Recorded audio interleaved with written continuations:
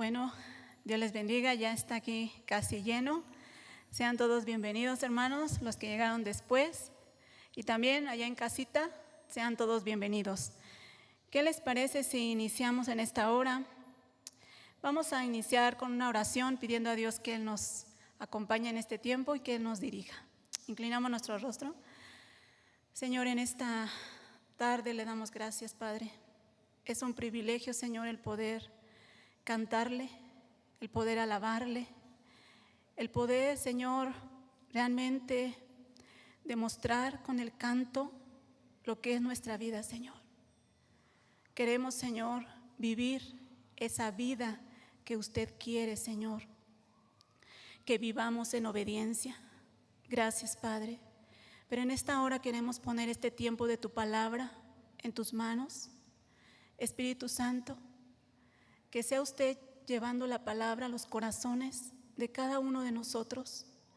Señor, aunque es una palabra tal vez sencilla, pero que sea, Señor, esa palabra llegando y penetrando en los corazones y que realmente, Señor, no solamente se quede como una reflexión en nuestra mente, sino que realmente podamos ponerlo por obra.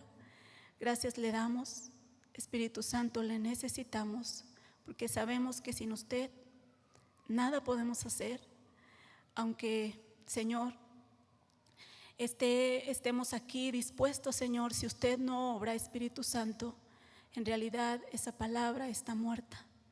Dele vida a aquel que lo necesita y realmente que esa palabra esté obrando conforme a sus propósitos. Gracias le damos en el nombre de Jesús. Amén. Bueno, pues este tema se llama la providencia de Dios. No sabía cómo ponerle. Si Dios provee a todas las cosas, también podemos decir que Dios tal vez nos bendice en todo. La Biblia dice que Dios nos bendice con toda bendición espiritual en los lugares celestiales. Amén. Nuestra bendición es espiritual, hermanos, porque muchas veces cuando hablamos que Dios nos va a proveer todo, yo no digo que no, pero Él nos va a proveer las cosas de este mundo conforme a su voluntad, ¿sí? Pero las cosas espirituales Dios nos ha provisto en realidad de todo, ¿sí? Y vamos a ver hoy acerca en el libro de Éxodo a qué me refiero cuando hablo que Dios nos ha provisto de todo, ¿sí? En el libro de Éxodo no vamos a ir ahorita, y yo creo que no vamos a ir, pero vamos a hablar acerca del libro de Éxodo. Voy a hacer un resumen un poco rápido de lo que trató este libro. El día de mañana creo que terminamos nosotros de meditar el libro de Éxodo, los que estuvieron meditando, y los que no, pues bueno, podemos ir y después estudiar este libro. Si nosotros recordamos, este libro se divide en 3 partes: el pueblo en la esclavitud, el pueblo en el desierto, ¿sí? Dios dándoles ese pacto, y después el tabernáculo. ¿Sí recordamos esto? Muy bien, qué bueno. Entonces, yo quiero comenzar diciendo, Dios quiere un pueblo, ¿sí? Dios quería un pueblo, entonces Dios promete a Abraham un pueblo, ¿cierto? Sí, pero ese pueblo en realidad Dios lo había escogido. Dios le había dado vida. ¿Por qué digo esto? Porque si nosotros recordamos, la esposa de Abraham, de donde viene este pueblo, era estéril, ¿verdad que sí? Sí. En realidad no podía tener hijos. Y si no es por el poder de Dios, este pueblo no existe. En realidad Dios fue quien aún con su poder formó este pueblo. Era su pueblo, ¿sí? Era su pueblo, y en realidad tenemos que verlo así. Dios, ¿desde dónde escogió a este pueblo? Como dice la palabra, desde antes que naciera. Cuando realmente nosotros veamos esta historia, hermanos, quiero que también piense, porque es nuestra historia, ¿sí? Es nuestra historia. Entonces, Dios escoge a este pueblo, es su pueblo, y lo lleva a Egipto, ¿verdad que sí? Lo llevó a Egipto. En el tiempo que Él señala, Él lo hace libre, ¿sí? Lo hace libre. Pero ¿a través de qué ese pueblo fue libre? Tenemos que recordar. A través de la sangre de un cordero. Si ustedes recuerdan, este Dios mandó 10 plagas, y en la última plaga, que es la muerte de los primogénitos, el pueblo de Israel salió, ¿sí? Pero ¿cómo no iba a llegar la muerte al pueblo de Israel si ellos colocaban sangre arriba de sus puertas para que la muerte, al ver la sangre, pasara de largo? Y dice que ningún israelita fue muerto, pero de los primogénitos de Egipto todos murieron. ¿Qué significa esto? Dios estaba enjuiciando al pueblo de Egipto, no solo a los primogénitos, a todo el pueblo. Entonces, ellos son libres. ¿Y qué pasa? Dios intencionalmente los lleva por el Mar Rojo, ¿sí? Intencionalmente. Dios los baja porque podían pasar tal vez por una parte que es más recta, pero en realidad intencionalmente Dios hace que ellos bajen y que se encuentren con el Mar Rojo y no puedan pasar. ¿Por qué Dios hizo esto? En realidad Dios había planeado algo ahí. Si nosotros vamos a Corintios capítulo 10, no vaya. Después usted puede ir a confirmar esto, pero Corintios capítulo 10 nos dice que cuando ellos atravesaron por el mar, ellos fueron bautizados, ¿sí? Ellos fueron bautizados ahí. ¿Qué es el bautismo? Nos dice Romanos capítulo 6. Es morir para este mundo y resucitar ¿para qué? Para una nueva vida, ¿sí? Entonces, Dios intencionalmente los hace pasar ahí. ¿Por qué? Porque quería que este pueblo realmente dejara el mundo, muriera para Egipto, y que de ahí en adelante ellos comenzaran una nueva vida, ¿sí? Con un nuevo Dios. Entonces, pensemos algo aquí, hermanos.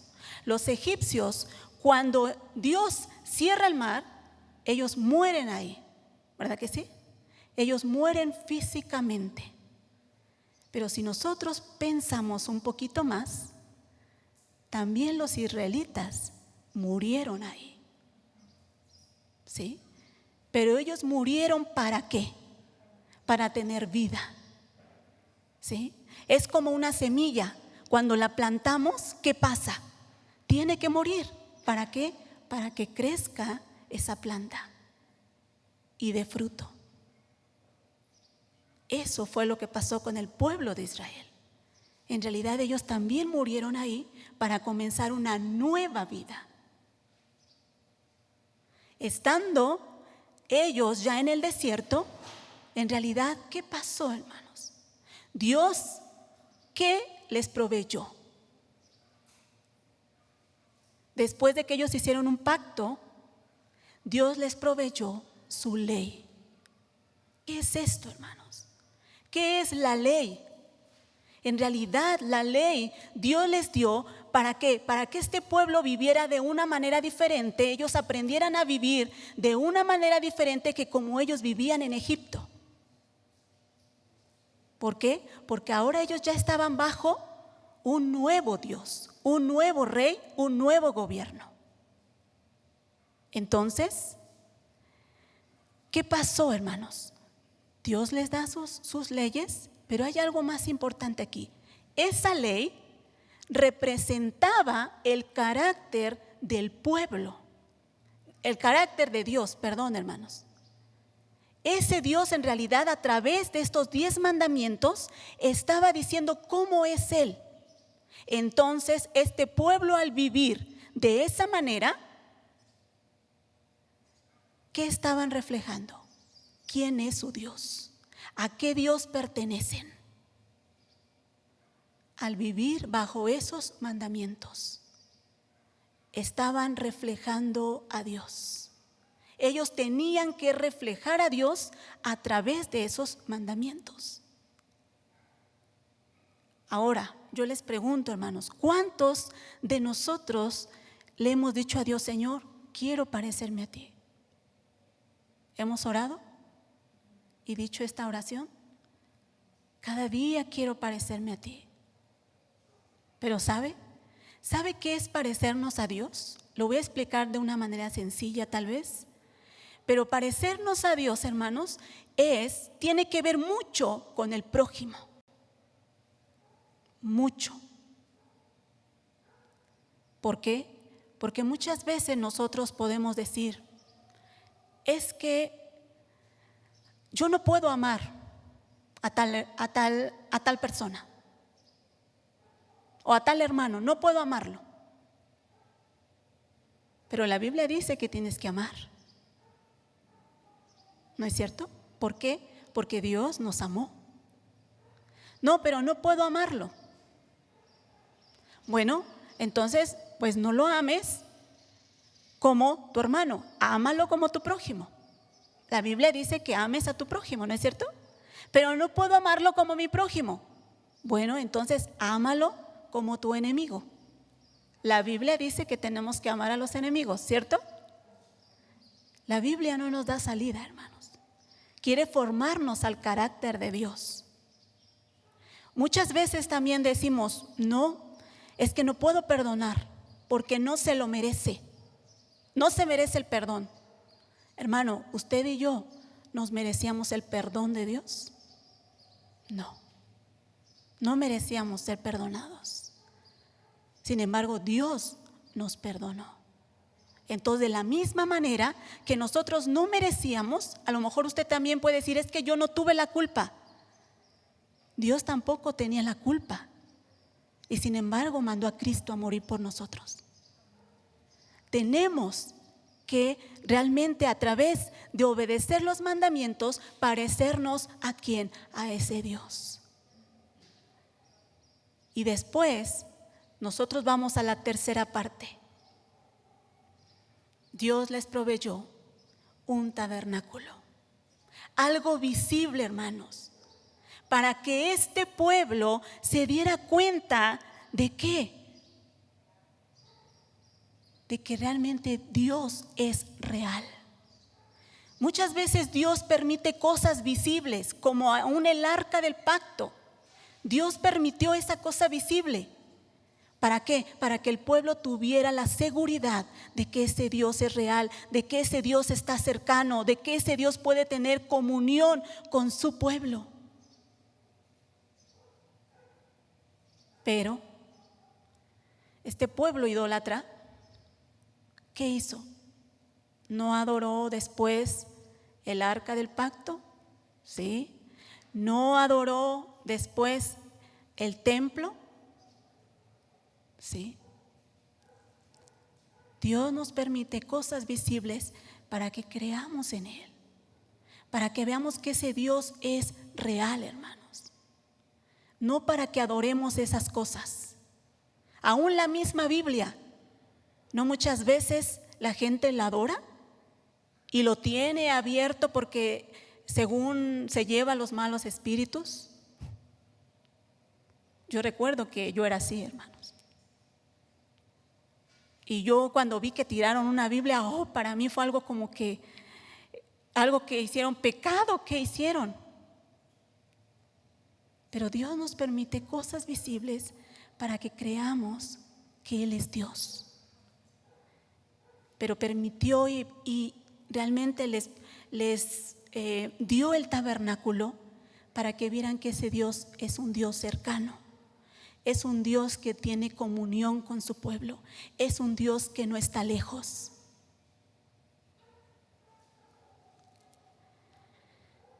Y yo quiero ir aquí a una cita. Vamos a ir a Deuteronomio capítulo 4, hermanos.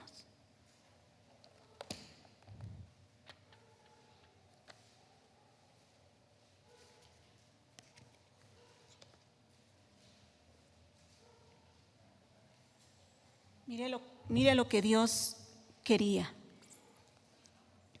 Dice así el capítulo 4, versículos 5 al 8, voy a leer, dice así: mirad, yo he enseñado estatutos y decretos como Jehová mi Dios me mandó, está hablando Moisés, para que hagáis así en medio de la tierra en la cual entráis para tomar posesión de ella. Está hablando de la tierra de Canaán. Guardarlos pues y ponerlos por obra, porque esta es vuestra sabiduría y vuestra inteligencia.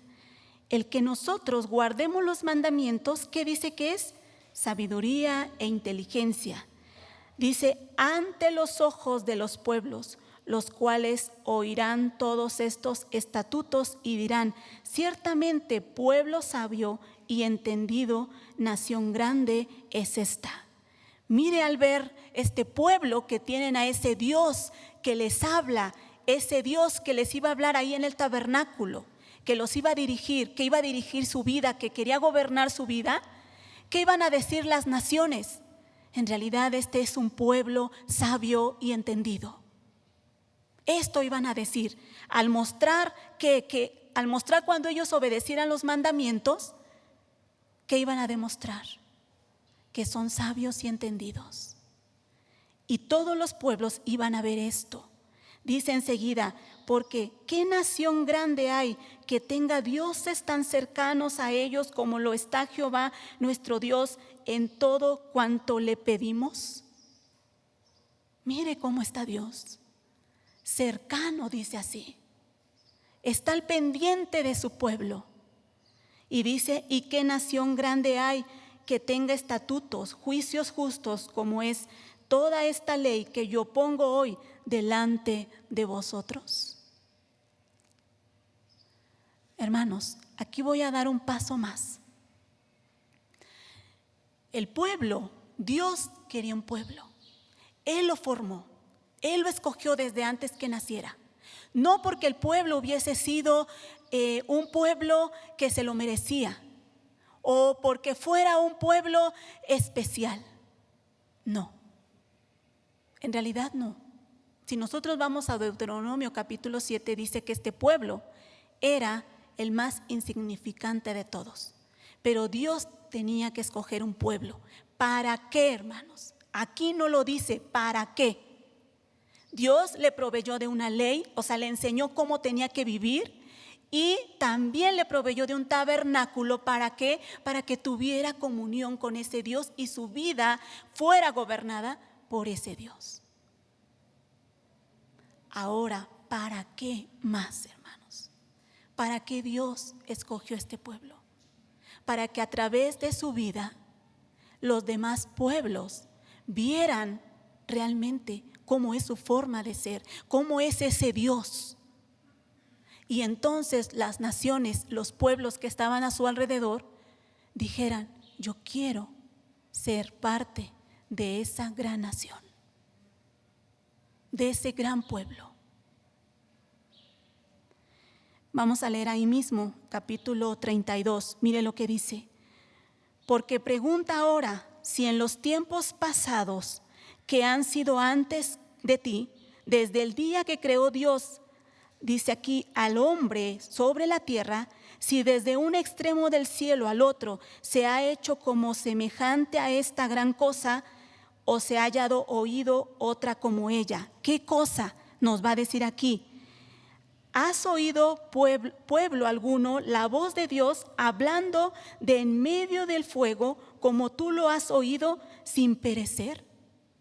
Está hablando realmente cuando Dios les habló en el monte, cuando cerraron el pacto. Ese Dios, ¿has escuchado que Dios les ha hablado a otra nación? ¿Que Dios les habló en el fuego sin que ellos murieran? ¿Se ha escuchado desde que Dios hizo al hombre, hermanos? No se ha escuchado. Dice enseguida, en el versículo 34, ¿Ha intentado Dios venir a tomar para sí una nación de en medio de otra nación en pruebas, con señales, con milagros, con guerras y mano poderosa y brazo extendido y hechos aterradores, como todo lo que hizo con vosotros Jehová vuestro Dios en Egipto ante tus ojos? ¿Dios ha hecho esto con otra nación? No. ¿Qué podemos pensar aquí, hermanos? Que Dios en realidad dio tantas cosas visibles, tantas evidencias de que ese Dios es real. No ha habido otro Dios que dé tantas evidencias de que Dios es real. Ese Dios es real, hermanos. Ahora, ¿por qué Dios escogió este pueblo?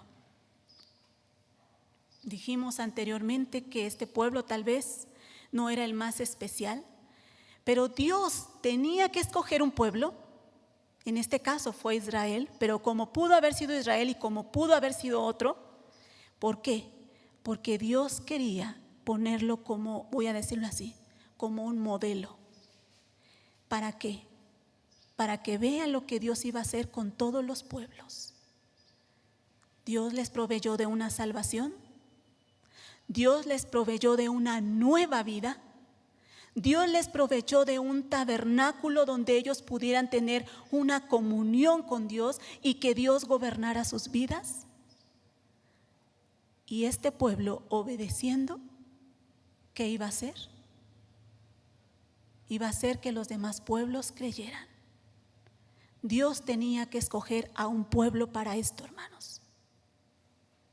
Para esto, para enseñar a los demás la gran salvación que Dios tiene para el hombre. Ahora, vamos a ir más adelante.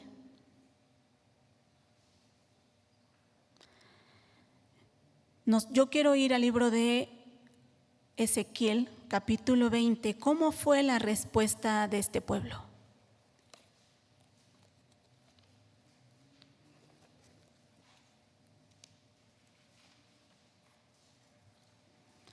Capítulo 20, versículo, voy a leer primero el versículo 5.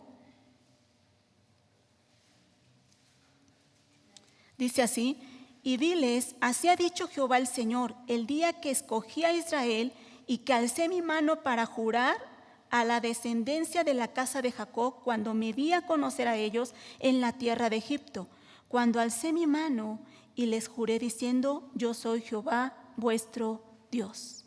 Está hablando Dios de cuando Dios hizo jurar y escogió a Israel que lo sacaría de la tierra de Egipto.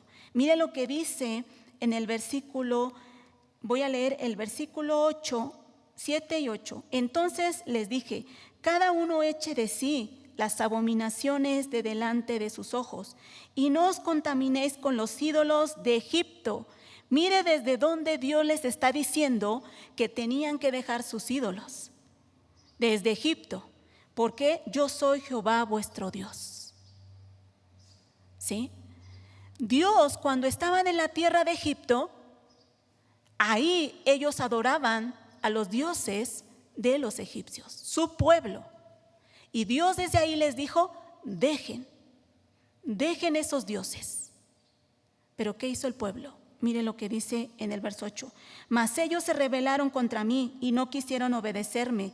No echó de sí cada uno las abominaciones de delante de sus ojos, ni dejaron los ídolos de Egipto, y dije que derramaría mi ira sobre ellos para cumplir mi enojo en ellos en medio de la tierra de Egipto.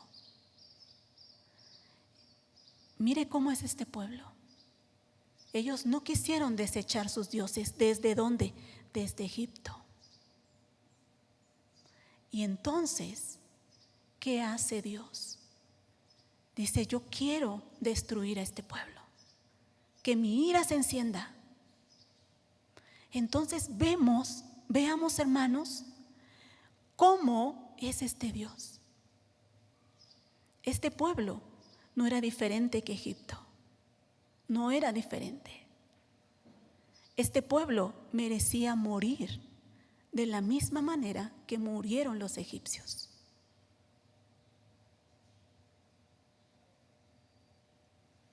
Pero dice en el verso 9: con todo, a causa de mi nombre, para que no se infamase ante los ojos de las naciones, en medio de las cuales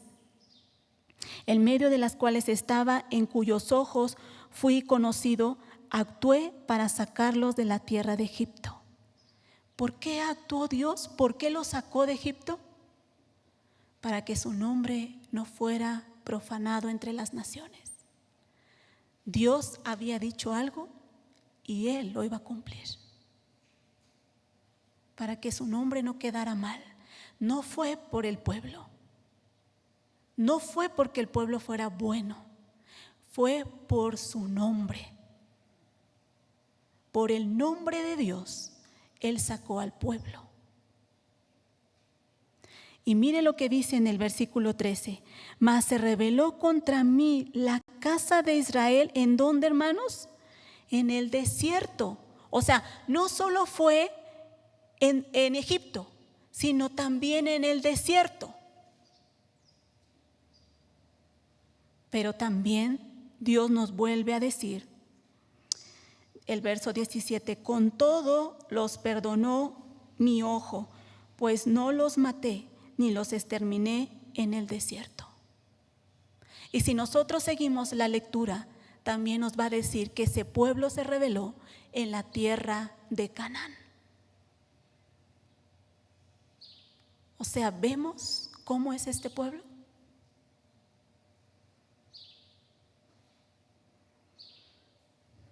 ¿Hay alguna diferencia con nosotros? ¿Merecíamos la salvación de Dios, hermanos? No, no merecíamos. Muchas veces nosotros vemos la gracia de Dios a nuestra medida. ¿Qué es a nuestra medida, hermanos? Que nosotros decimos, bueno, pues es que Dios a mí no me perdonó tanto porque pues yo no mataba, yo no adulteraba, yo no fornicaba, yo no era así. Tal vez era mentiroso, decía algunas malas palabras. A veces pensamos que Dios no tiene mucho de qué perdonarnos. Pero hermano, Dios no nos perdonó por lo que hayamos hecho. Dios nos perdonó por lo que el hombre es. El hombre es pecador desde antes de su nacimiento. El hombre es perverso desde antes de su nacimiento. No es por lo que hayamos hecho, la cantidad de pecados que tengamos. Es por lo que el hombre es, hermanos. Si nosotros recordamos el Salmo 51, cuando David pecó, David dijo, les voy a leer lo que dice aquí. Déjenme ver dónde lo tengo.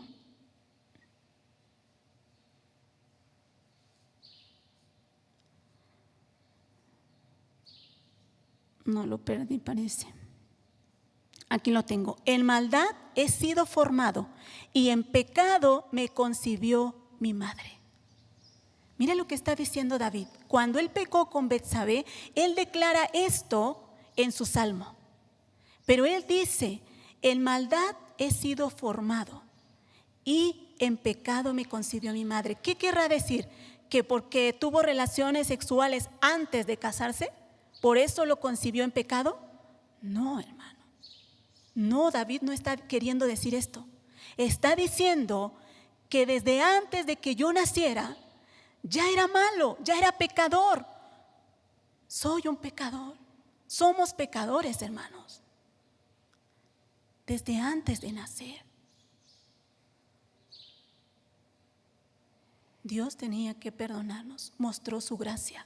No merecíamos, pero sin embargo, Dios proveyó un Salvador, ¿cierto? Si nosotros vemos la historia del pueblo de Israel hasta el libro de Malaquías, que es el último libro del Antiguo Testamento, el pueblo sigue igual de rebelde, igual de pecador. Entonces, ¿qué hizo Dios, hermanos? ¿Qué tuvo que hacer Dios? Mandar a su Hijo. ¿No es cierto? Sí. Pero aquí quiero aclarar algo, hermanos. No quiero que se entienda como entonces el pueblo falló a Dios, entonces me falló mi plan A, voy a mandar a mi hijo mi plan B. No es esto, hermanos. No es así. Dios, desde el principio, desde antes de la fundación del mundo, ya había planeado en realidad salvarnos a través de Cristo. ¿Sí? A través de Cristo. Dios, cuando le hizo la promesa a Abraham de que iba a ser un gran pueblo, una gran nación, lo veía el final hasta Jesucristo. Por eso permitió, perdonó, porque Dios iba cumpliendo su promesa hasta que Jesucristo viniera. Entonces, ese es nuestro Cordero, hermanos, que nos sacó de pecado. ¿Para qué? Para que comenzáramos una nueva vida en Dios. ¿Cierto? Sí. En Jesucristo también Dios nos proveyó de todo lo necesario para que podamos ser un pueblo santo a Dios. Y yo quiero ir, nos dice Juan capítulo 15, no me elegiste vosotros a mí, sino yo os elegí a vosotros. ¿Sí? Él nos eligió, hermanos. Él nos eligió. Pero quiero ir a Juan 17.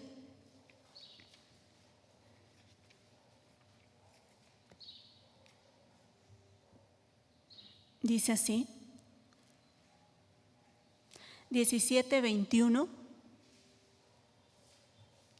Después de que Él nos eligió, nos proveyó de todo lo necesario para que nosotros podamos ser un pueblo. La palabra dice así, para que todos sean uno, el versículo 21, para que todos sean uno como tú, oh Padre, en mí y yo en ti, que también ellos sean uno en nosotros, para que el mundo crea que tú me enviaste. Vamos a explicar este verso. Voy a explicar 2 versos más y vamos a terminar, hermanos. Dice así, para que sean uno. Hermanos, Jesús está haciendo esta oración antes de ir a la cruz. ¿Sí? Estaba haciendo y le estaba diciendo que sean uno. ¿Quiénes? En ese momento hablaba de sus discípulos. Que sean uno con nosotros. ¿Por qué el Padre y el Hijo eran uno? Voy a decirlo así.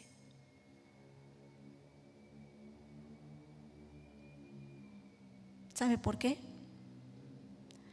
Porque cuando Dios dijo, voy a traer a mi Hijo para morir, para que muera por este pueblo, porque no va a ser como ese pueblo de Israel, un pueblo desobediente. Este hijo mío va a venir a hacer mi voluntad.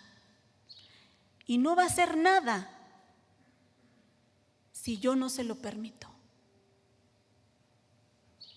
Ahora este Jesús es nuestro ejemplo, hermanos. Es nuestro ejemplo, es nuestro mayor ejemplo, cómo tenemos que ser ese pueblo de Dios. Dice así Juan 12:49, porque yo no he hablado por mi propia cuenta. El Padre que me envió, Él me dio mandamiento de lo que he de decir y de lo que he de hablar. Mire a un Jesús lo que está diciendo. Yo no vengo por mi propia cuenta. Está enseñándonos una vida de gobierno bajo la voluntad de Dios. ¿Sí? Está bajo el gobierno de Dios. Entonces, ¿Por qué son uno, hermanos? Porque en realidad el Padre, el Hijo, los dos, voy a explicarlo tal vez así de una manera sencilla, están en una buena relación. Porque todo lo que el Padre mandó hacer a Jesús, Él lo hizo. Y ahora nos están invitando a esa unidad. Que nosotros también estemos bajo el gobierno de Dios. Que seamos como Jesús, obedientes. Entonces, dice así, para que el mundo crea que tú me enviaste. ¿Sí recordamos Deuteronomio? Cuando dice que las otras naciones iban a saber cuando ellos obedecieran, que eran un pueblo sabio y entendido cuando obedecieran. Ahora aquí dice, nos invita a una unidad, a tener una comunión, una relación. Estar en esa obediencia. ¿Para qué? Para que el mundo también pueda ver y pueda creer. Dice así, para que el mundo crea. Ese crea también se puede traducir para que el mundo tenga fe. ¿En quién? En Jesús. ¿Sí? Tenemos que demostrar esa vida. Dice el 23 también, yo en ellos y tú en mí, para que sean perfectos en unidad, para que el mundo conozca que tú me enviaste y que los has amado a ellos como también a mí me has amado. ¿Sí? Vuelve a decir que sean uno, que seamos uno con ellos, en realidad, y que en realidad el mundo pueda conocer a Dios, para que el mundo conozca que tú me enviaste. Entonces, hermanos, Dios quería un pueblo. El pueblo de Israel no pudo ser ese ejemplo para las demás naciones. Aunque Dios les proveyó de todo, ese pueblo no pudo realmente ser ejemplo para los demás pueblos. Pero Dios quería un pueblo y mandó a su Hijo. Y ahora ese pueblo somos nosotros. ¿Cómo estamos viviendo, hermanos? ¿Como Israel? ¿O de una manera distinta? Dios nos ha provisto de todo. Nos dio lo más preciado que Él tenía, que es su Hijo, hermanos. Para un padre lo más preciado es su Hijo, ¿cierto? Nos dio a su Hijo. Nos dio el Espíritu Santo, que es el que ahora nos ayuda a vivir bajo la voluntad de Dios. Es el que nos lleva a parecernos a Cristo. Entonces, hermano, tenemos todo para poder vivir una vida que le agrade a Dios y poder mostrar al mundo quién es nuestro Dios. Que no es un Dios que está lejano, que es un Dios que se comunica con nosotros todos los días, que está ahí con nosotros. Eso es lo que nosotros tenemos que mostrar al mundo. ¿Por qué? Porque Dios ya nos hizo capaces. Dios ya nos proveyó de todo, hermanos. Oramos. Señor, en esta hora le damos gracias por su palabra. Gracias por su enorme gracia. Porque realmente sin merecerlo, Señor, usted nos hizo libres. Libres para poder obedecerle, para poder cumplir su voluntad. Porque antes, Señor, aunque podamos hacer o hacíamos cosas buenas, en realidad estábamos bajo el gobierno de Satanás, bajo pecado, pero ahora usted nos ha hecho libres y ahora tenemos la libertad para servirle, la libertad para obedecerle, para vivir, y nos ha suplido todo. Espíritu Santo, ayúdenos ayúdenos a parecernos a Cristo, llévenos a Cristo, crucifíquenos aún ahí, si aún todavía nuestra carne quiere rebelarse, quiere realmente desear las cosas de este mundo. No lo permite, Espíritu Santo. Que realmente no nos dobleguemos ante la vanidad de este mundo, sino que valoremos todo lo que usted nos ha dado, Señor. Todo en Cristo Jesús. Gracias le damos en el nombre de Jesús. Amén.